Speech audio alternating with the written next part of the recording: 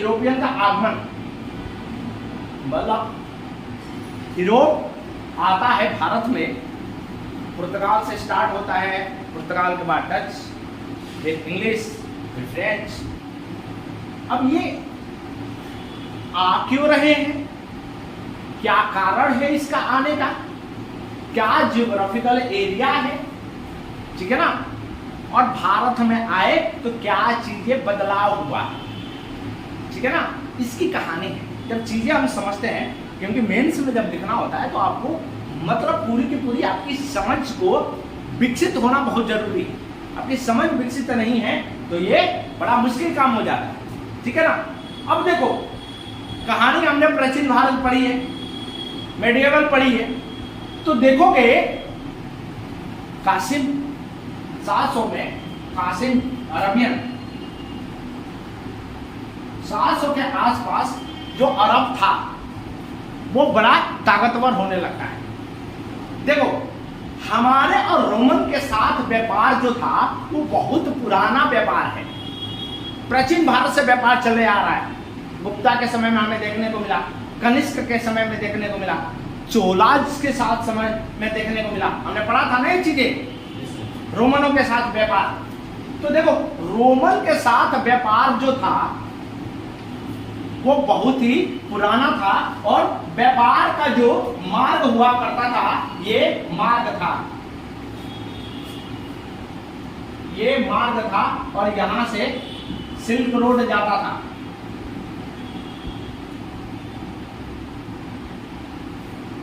समझना, देखो ध्यान से इसको, ठीक है ना। तो 3 मार्ग थे एक्चुअली। एक ये मार्ग था सिल्क रोड जो चाइना इसकी तरफ, हमारा पाकिस्तान होते हुए ये वाला मार्ग था, ठीक है ना। दूसरा सी रूट था जो रेड सी और पर्शियन गल्फ होते हुए यूरोप की तरफ इधर, ठीक है ना, यूरोप की तरफ जा रहा था मार्ग हमारे। तो देखो, प्राचीन भारत में रोमन बड़ा ताकतवर हुआ करता था, प्राचीन भारत में रोमन बहुत ताकतवर था, ठीक है ना। लेकिन मेडिएवल पीरियड आपके स्टार्ट होते हुए रोमन क्या होता है ना, उसका डाउनफॉल स्टार्ट हो जाता है, मतलब गिरना प्रारंभ हो जाता है। कौन? रोमन, रोमन साम्राज्य, ठीक है ना। और उसको कौन हराते हैं? अरबी। अरब जो है वो बड़े ताकतवर होते हैं, समझ में आया। तो जो ये रूट था, इन रूटों पे कंट्रोल अब किसका हो जाता है? अरबों का, ठीक है ना। ये दोनों के दोनों रूट पे अरब कंट्रोल कर लेते हैं। हमने प्राचीन भारत में पढ़ा था, देखो कनिष्क क्यों ताकतवर हुआ था? कनिष्क ने इस रूट पे ही तो कंट्रोल किया था, सिल्क मार्ग पे। गुप्ता के समय में ये सब खाली था।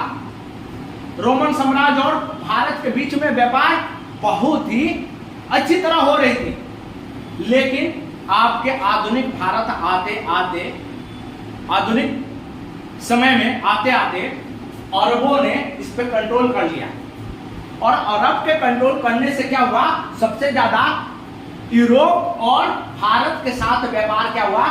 वो रुकावट पैदा होने लगी। क्यों? क्योंकि अरब जो थे वो मिडिल मैन की तरह वर्क कर रहे थे, मिडिल मैन, बिचौलिया, ठीक है ना।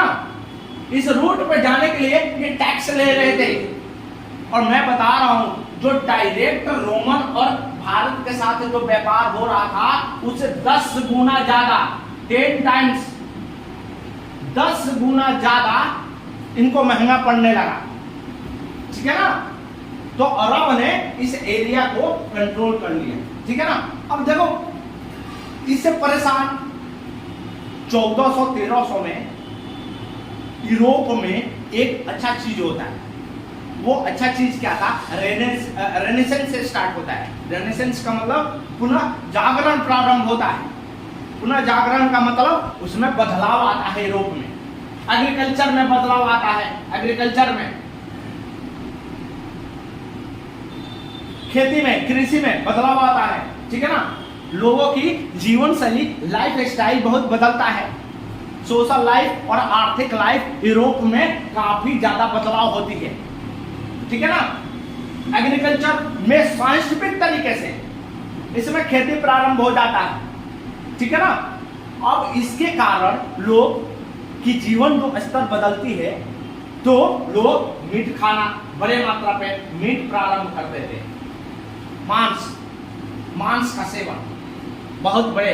अब देखो यार, लाइफ स्टाइल होती है ना, जैसे हमारी भी नहीं होती। अब गरीब है तो ठेले पे ही 2 समोसे से काम चला ले, पैसे नहीं है तो। लेकिन थोड़ा पैसे आ गए तो क्या हो, पिज्जा खाने जाओगे, 250-300 रुपए का पिज्जा निपटा दोगे। वैसे ही यहाँ पर भी होने लगा, यूरोप में भी मीट, और मीट के लिए मसाले चाहिए। और मसाले तो उनको पता था कहाँ आएगा मसाले तो था भारत में, समझ में आया। तो इन्होंने, यूरोपियन ने सारे के सारे कंट्री मिलकर तय किए कि भाई जो ये अरब वाला रास्ता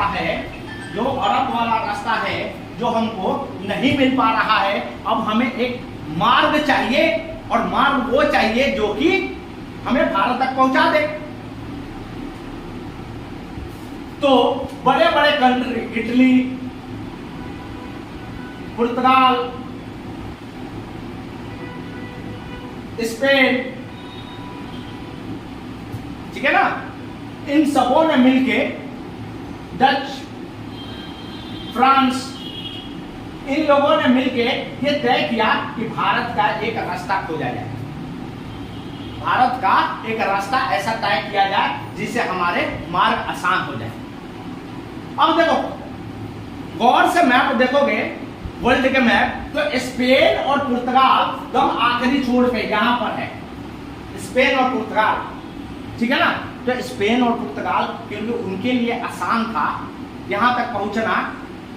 और पुर्तगाल के एक राजा हुआ करते थे, हेनरी, बड़े मतलब कमाल के वो राजा थे, और उनके दम मतलब कीड़ा था उनके दिमाग में कि हमको भारत की जाना ही जाना है।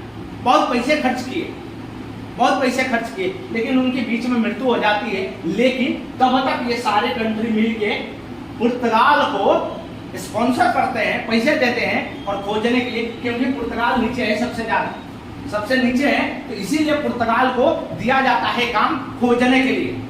तो पहला कोलंबस को भेजा जाता है, और कोलंबस क्या है कि अब आधुनिक भारत तो है नहीं आज के जमाना, जीपीएस सिस्टम, ठीक है ना। तो कोलंबस पहुंच गए उल्टी दिशा में,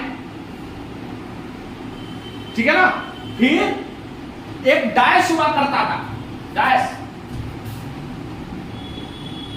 इस डायस ने अफ्रीका में बाद में वो चल के 1487 में इसने एक नया रास्ता खोजा, और खोजा वो रास्ता था अफ्रीका तक। अफ्रीका जो है ना, अफ्रीका ऐसे देखो, अफ्रीका है ना यहाँ पे, ये वाला जो पार्ट है ना अफ्रीका के, हाँ, ये जो पार्ट है ऐसे, ठीक है ना। इस पार्ट को यहां से ये स्थल, और उसके बाद ऐसे आना था भारत की तरफ, ठीक है ना। तो इस रास्ते तक वो आया गाइस, और उसको लगा कि एक नया रास्ता मिला है जो कि क्या किया जाए, भारत तक पहुंचा जा सकता है अफ्रीका होते हुए, ठीक है ना। उसके 10 साल बाद 87 में के 10 साल बाद वास्को डिगामा 1497 में चलता है, वहां से 98 में भारत आता है, और एक पायलट लेता है। पायलट का मतलब नाव चलाने वाला, और वो नाव चलाने वाला कौन था, वो भारत के अब्दुल्ला थे, अब्दुल थे, ये भारत के ही अब्दुल थे, भारत ओरिजिन। इनको उठाता है और लेके चल देता है भारत की तरफ, ठीक है ना। 97 में 98 में आते आते और ये कालीकट पहुंच जाता है। कालीकट कहाँ है, कालीकट है आपका केरल में, ठीक है ना। और केरल में जमरायन जो थे, जमरायन ये लोकल राजा हुआ करते थे। इन्होंने, इनका भी सही था मामला, बड़ा खुश हुए यूरोपियन को देखकर। बहुत दिनों से यूरोपियन को देखे नहीं, क्योंकि 700 के आसपास, 700 से सोचो ये कहानी होता है 1497 तक। इसके बीच में अरब जो है वो पावरफुल होते हैं, समझ में आए? रास्ता नहीं नापने देते हैं यूरोपियन को, रास्ता नहीं आने देते हैं, यूरोप नहीं आ पाता है। इतने साल लग गए यूरोप को यहां तक वापस पहुंचने में। इसका मतलब व्यापार होता था ऐसा, व्यापार नहीं होता था ऐसा नहीं, तो होता था इस रूट से, लेकिन महंगा पड़ता था, 10 गुना ज्यादा देना पड़ता था। समझ में आए? तो जमरायन ने यहां पर इनका स्वागत किया गया और वास्को डिगामा, जो वास्को डिगामा थे,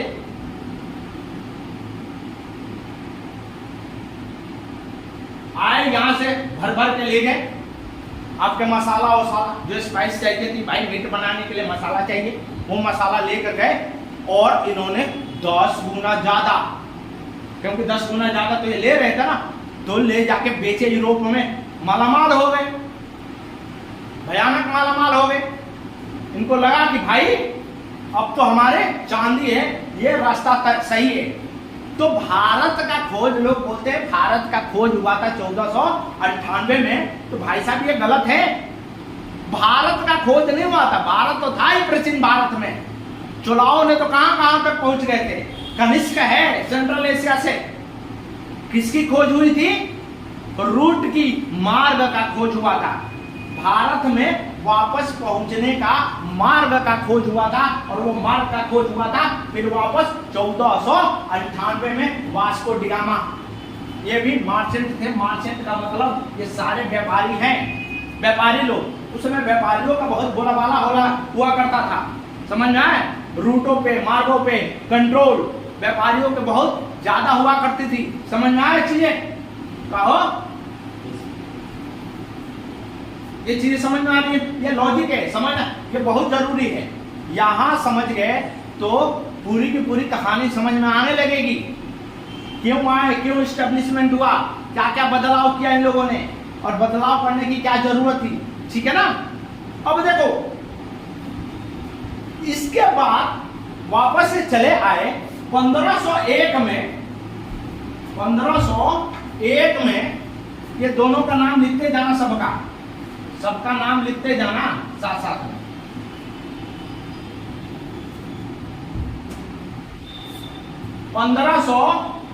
एक में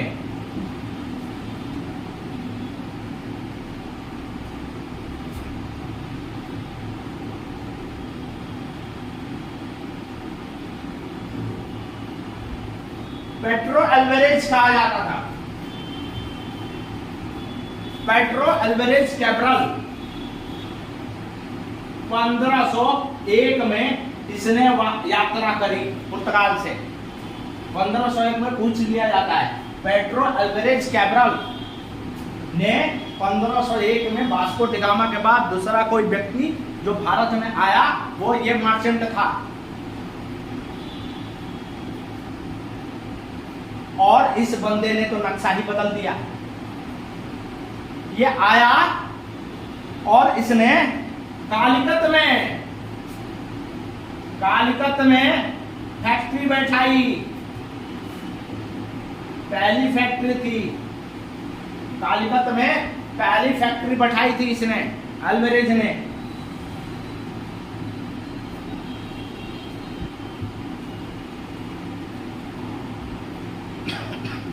(1501 में समझ में आया?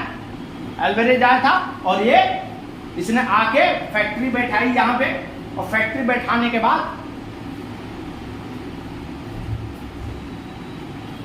देखो, भारत में सबसे बड़ी समस्या जो थी वो थी अरबों की। अरब का कंट्रोल भारत में बहुत ज्यादा था, मार्चेंटों का, ठीक है ना? और अरब के व्यापारी, क्योंकि इनका तो सीधा सीधा पड़ रहा था रेड सी से ये और यहां से, ठीक है ना? तो इसको क्या करना था? अब देखो, अल्वारेज के बाद वहां के राजा के दिमाग खुला और उसने कहा ध्यान से देखना ये तीनों जगह को, खाली नाम लोग पढ़ते हो, नाम से नहीं होता है, चीजों को ध्यान से देखना। 3 जगह है, नाम हरदम याद रखना। 3 जगहों पे कंट्रोल करने के लिए गवर्नर को भेजा गया, और वो 3 जगह क्या था पहले ही लिख चुका हूं, एडिन, आर्मरेज, और आपके इधर है मलक्का। ये ही सेंटर है। एडिन, हॉर्मुज और मलक्का, ये 3 ऐसे सेंटर है, ये केंद्र है मार्ग का, जिसको यूरोपियन को अब क्या करना था, इसको रोकना था, इन मार्गों पे कंट्रोल करना था, एडिन पे, हॉर्मुज पे। तो देखो यात्रा, जब ये तीनों पे कंट्रोल करोगे, तीनों नर्व्स पे, तीनों सेंटर, तीनों केंद्र पे, तो आपके रेड सी भी खुलेंगे, पार्शियन गल्फ भी खुलेगा, और आपके मकरान वाला इधर जो आपके आइलैंड है यहां पर भी आपके खुलेंगे, ठीक है ना। तो वहां के राजा ने कहा कि भाई अब समय आ गया है कि पावर को कंसोलिडेट किया जाए, पावर को कंसोलिडेट किया जाए भारत में धीरे धीरे, समझ में आया। तो उन्होंने अल्मीडा को भेजा, अल्मीडा गवर्नर बनके। देखो इससे पहले एक बार और वास्को डी गामा आया था, दूसरी बार भी वास्को डी गामा आया है भारत में, ठीक है। अब देखो पहला गवर्नर जनरल बन के आता है, ठीक है ना, 1505 में, लिखते रहो 1505 में Francisco de Almeida, Francisco de Almeida 1505 में भेजा जाता है, भारत को भेजा जाता है इन रूट पे कंट्रोल करने के लिए, एडिन पे, हॉर्मुज पे और आपके मलक्का के, समझ में आया। अब जब ये भारत में भेजा जाता है तो 1505 में फ्रांसिस्को द अल्मीडा आते हैं, ठीक है ना। और इसकी सबसे बड़ी पॉलिसी है, भयानक एक पॉलिसी है, blue water policy, blue water policy, नीले पानी की पॉलिसी है ये, blue water policy. Blue water policy start किया था Francisco de Almeida. Blue water का मतलब होता है नेवी, नेवी में जो ताकतवर होगा, ये लोग शिप बिल्डिंग, नेवी में ताकतवर थे।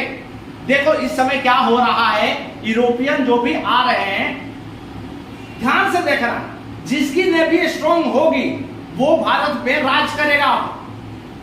पुर्तगाल की सबसे कमजोर थी, वो आया था, डच की इससे स्ट्रांग होगी, और डच से भी ज्यादा ताकतवर होगा ब्रिटेन। सबसे ज्यादा यूरोप में जिसकी नेवी बहुत ज्यादा स्ट्रांग होगी वो होगा इंग्लैंड, और इसीलिए उसने पावर को क्या किया, कंसोलिडेट किया, शक्ति को यहीं पर रखा अपनी, और भारत को, पूरे भारत में उसने राज किया। तो पहला ब्लू वाटर पॉलिसी जो स्टार्ट हुआ था, ये बहुत बार क्वेश्चन पूछे गए हैं, फ्रांसिस्को द अल्मीडा के समय में ब्लू वाटर पॉलिसी स्टार्ट किया था इसने, ठीक है। अब देखो अल्मीडा का एक और भी काम था, काम यह था क्योंकि अरब जो थे, अरब व्यापारी वो बहुत ताकतवर थे और यहाँ पर बहुत दिनों से रह रहे थे, तो इन्होंने गुजरातियों के, अब इजिप्ट जो है ना वहां से परेशान हो रहा था, क्योंकि भाई इस रूट से इजिप्टियों अरबों को फायदा हो रहे थे ना टैक्स के रूप में। अब भाई ये लोग तो यहीं से आने लगे, तो टैक्स तो खत्म, टैक्स तो निपट गया, तो इजिप्ट को परेशानी होने लगा और इजिप्टियों ने कहा इस रूट को बंद किया जाए। तो इजिप्ट ने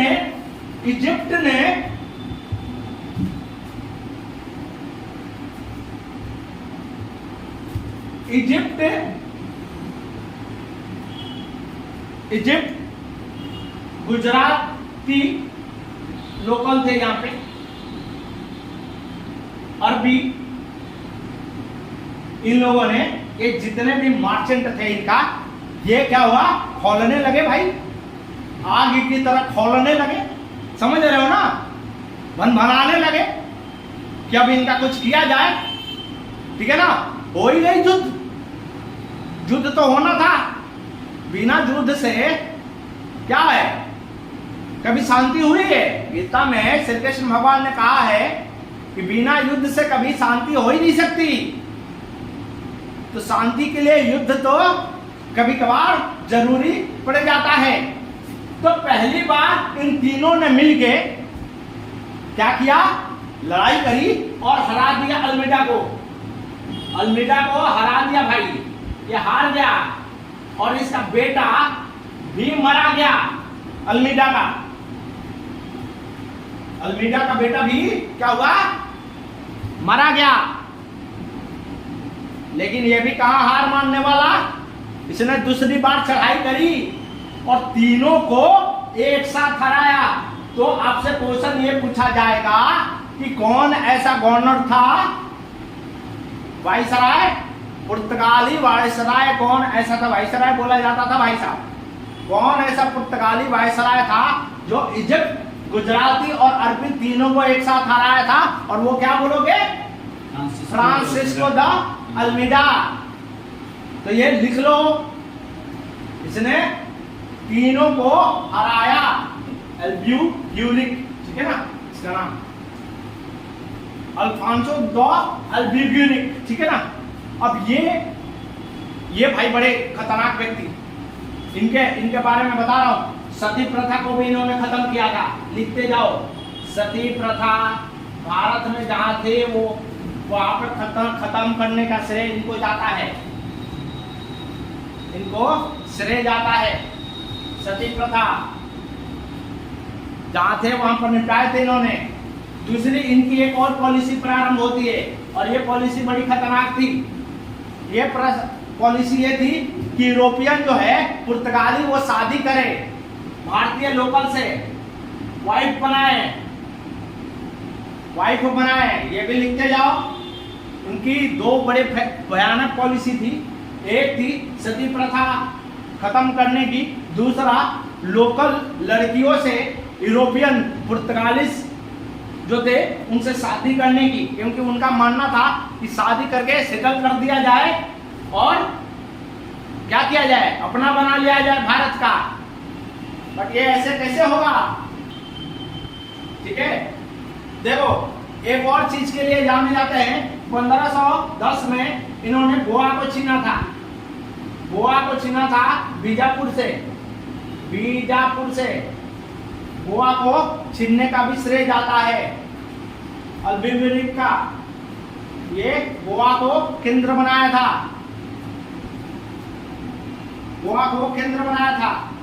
उसने कालीकत को बनाया था अल्मीडा, और इसने गोवा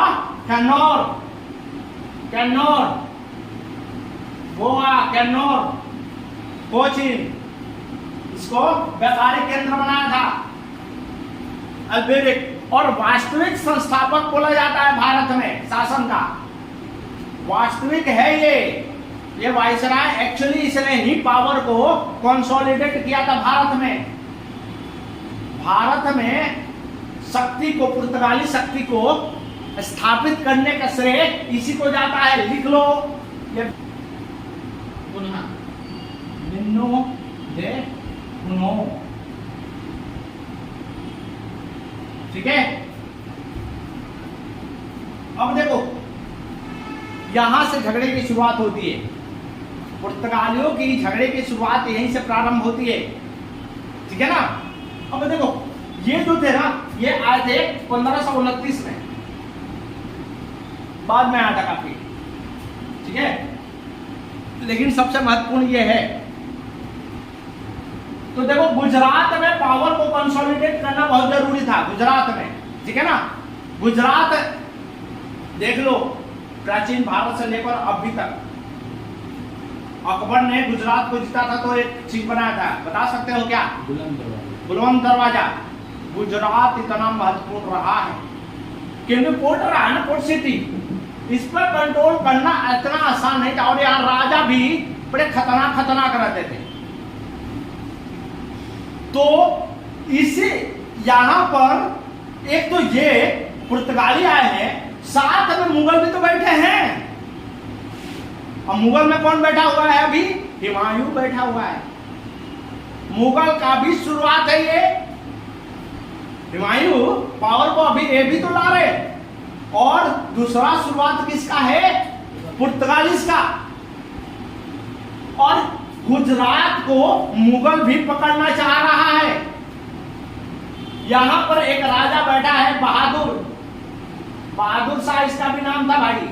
और बहादुर शाह जफर मत समझ लेना, वो आखिरी राजा मुगलों का, इसका भी नाम बहादुर शाह था।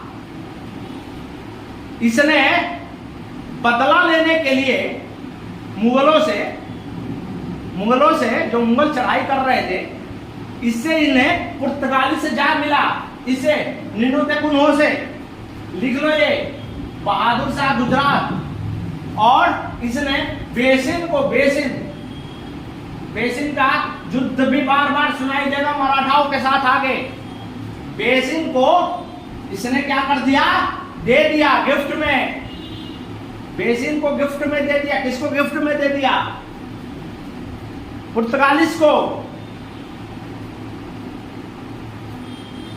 1536 में हिमायू वापस लौट गया भाई। उसने कहा लड़ने का कोई फायदा नहीं, तो बहादुर शाह अकड़ने लगे पुर्तगालियों के साथ। समझना है? बहादुर शाह क्या करने लगे? अकड़ने लगे।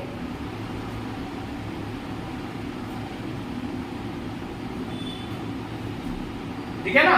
बहादुर शाह अकड़ने लगे और इस अकड़न में पुर्तगालियों ने गुजरात को भी लपेटे में ले ही लिया, करीब करीब, पूरी तरह तो नहीं लिया लेकिन करीब करीब ले ही लिया।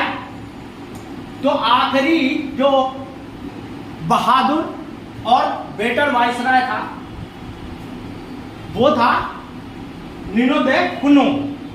बहादुर तो नहीं कहेंगे, ये बड़े खतरनाक थे, ये बहुत खतरनाक थे। ठीक है, अब देखो एक बड़ी समस्या थी पुर्तगालियों में, और वो समस्या क्या थी? समस्या ये थी कि जो पुर्तगाल थे ना, पुर्तगाली, ये ना, इनकी लड़ाई धर्म के आधार पर प्रारंभ हो गया था यूरोपियन का। लोग कहते हैं धर्म खाली हमारे देश में ही चल रहा है, भाई ऐसा नहीं होता।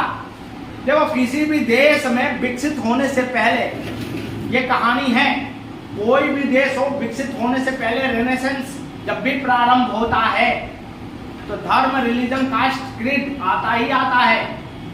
अमेरिकन रेवोल्यूशन में देख लो, ब्लैक एंड व्हाइट का।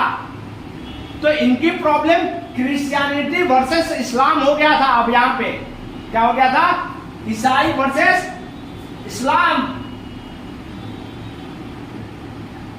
ईसाई वर्सेस इस्लाम, ईसाई वर्सेस इस्लाम पहले तो प्रारंभ हुआ था। क्यों? उसका दो कारण था। पहला कारण क्या था? पहला कारण तो ये था क्योंकि अरब के मार्चेंट जो थे, व्यापारी, उनका दबदबा हुआ करता था इस जगह पे। समझ में आया?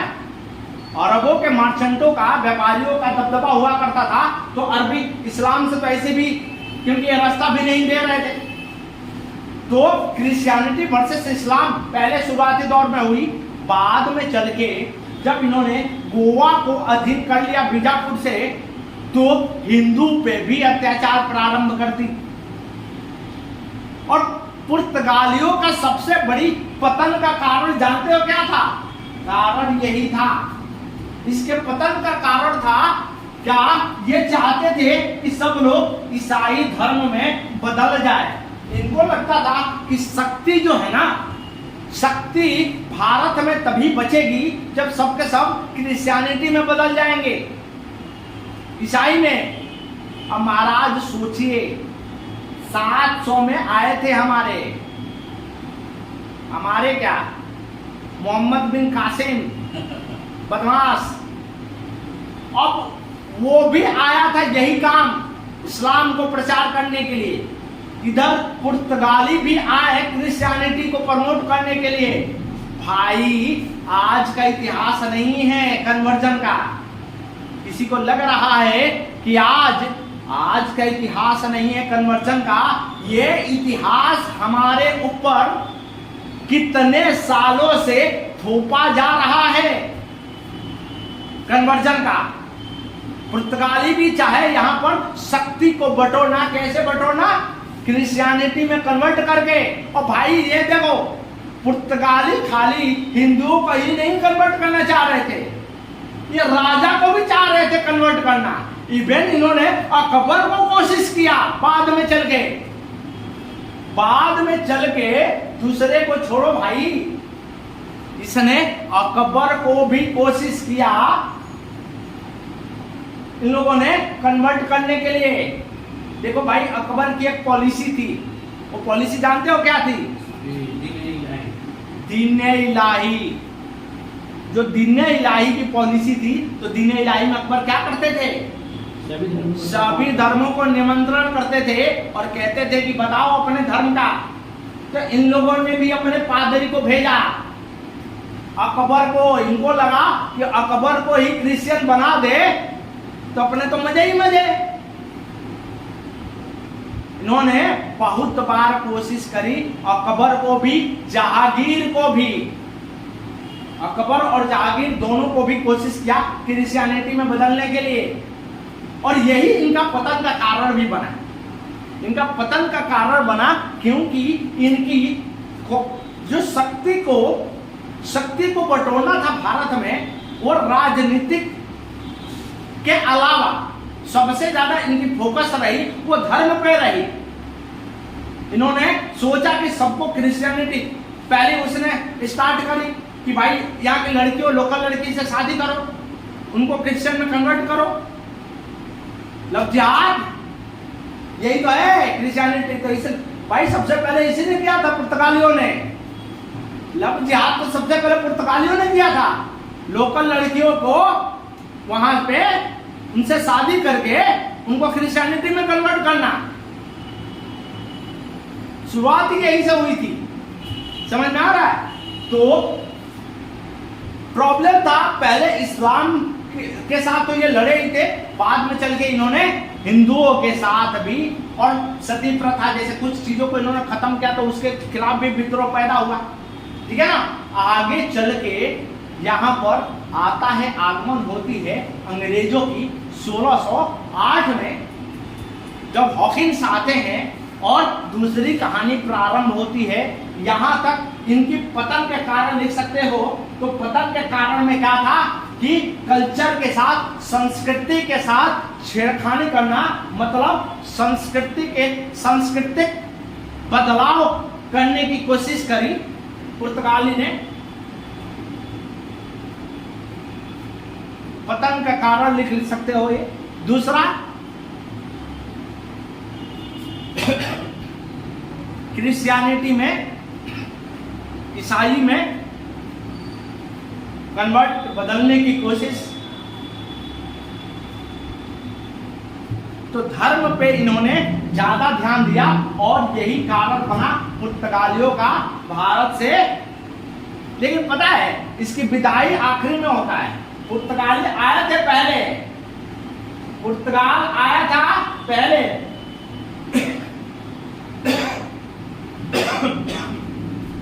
गया 1961 में सबसे पहले आया था और सबसे बाद में गया है पुर्तगाल। गोवा में था ये, सबसे पहले पुर्तगाल आए हैं और सबसे बाद में गए हैं। तो ईस्ट इंडिया कंपनी ने ज्यादा राज किए हैं, भले कुछ जगहों पे किया था, लेकिन ज्यादा राज किया है इसने, पुर्तगाल ने। ठीक है ना। देखो दूसरा चीज, अब देखो कि यहां से भारत से इसके कमजोर होने का और इंग्लैंड का भारत में आना से पहले डच आए थे, लेकिन सीधा सीधा जो टक्कर इनकी हुई वो हुई किसके साथ? अंग्रेजों के साथ। अब देखो पुर्तगाल की एक नीति थी, राजनीतिक नीति भी पतन की कारण बनी।